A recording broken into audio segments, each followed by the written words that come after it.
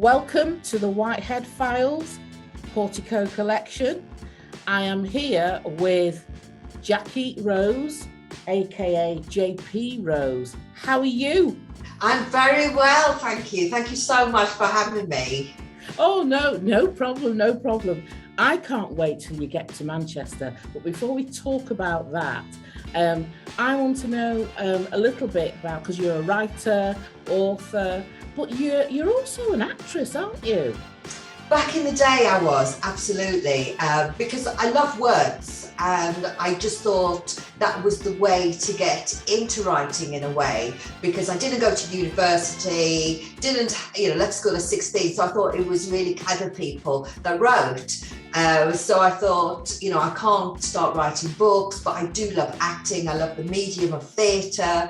And so I started going down that route. But I used to get really frustrated with the scripts and the parts that I was going up for. So I thought, no, I can't do this. Plus I had terrible stage fright, so that wasn't great either. Just vomiting before I go on stage, not great. Oh, do you know what? So many people, though, have stage fright. Yes. As well, and sort of working around it. So that's great. So you've got a love of words, and it started here in Manchester. But when you come to Manchester, and like I said, we're going to talk about that briefly in a bit. When you come to Manchester, I'm going to unpick that.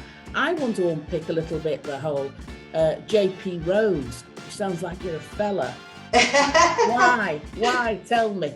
Well, JP Rose is the teenage one and the YA one. And I just wanted, it wasn't so much that it was sounded like a fella. I just wanted to separate it from the Jacqui Rose books, which are gangland and crime. But I still wanted to own it. I wanted to go, hey, I've done both, but there is a big separation between the two. And I just put the P there because that's part of my name. And I just thought it sounded quite funky, actually. It does. That's why I thought I'd jump in and pick on that. So Jacqui Rose, the adult books, I'm not going to lie, they sound a bit sexy. The adult books, if somebody wanted to find out, which one would you say for them to start with? They all actually stand alone.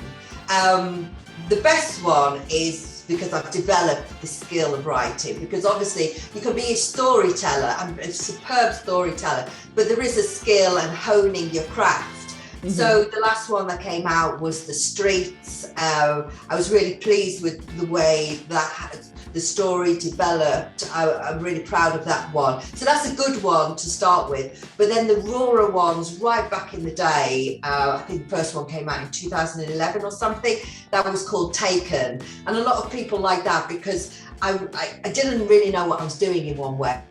But so it's raw emotion, all put on the page. So, and the characters are ongoing for about 8 books, actually. Oh, wow. Even though they're standalone, you have the sort of the group of Soho characters popping up in each book. And a lot of the readers did enjoy that. But then I just wanted to do fresh stories. So I sort of... Working to young adults. Yes. I mean, I continued, and I still continue writing the adult books. I think I've written 17 adult books. So I'm doing it. Shut the front door. Yes. 16 or 17. Yeah. Because that's nice to continue doing that. I don't want to drop one and replace the other, but I've always wanted to write young adults. But when I started writing, there's a lot still needs to be done in publishing with inclusivity and diversity. It's got better.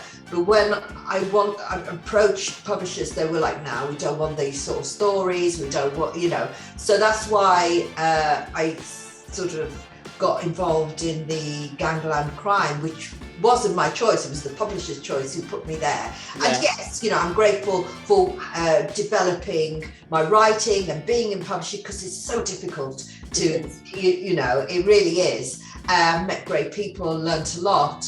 But yeah, originally I always wanted to do YA and teens, but it was just a long route to get here. 10 years to get here. That's brilliant. That's brilliant, and I'm glad you've touched on the whole diversity thing. Yeah. You know, and we'll talk a little bit about that.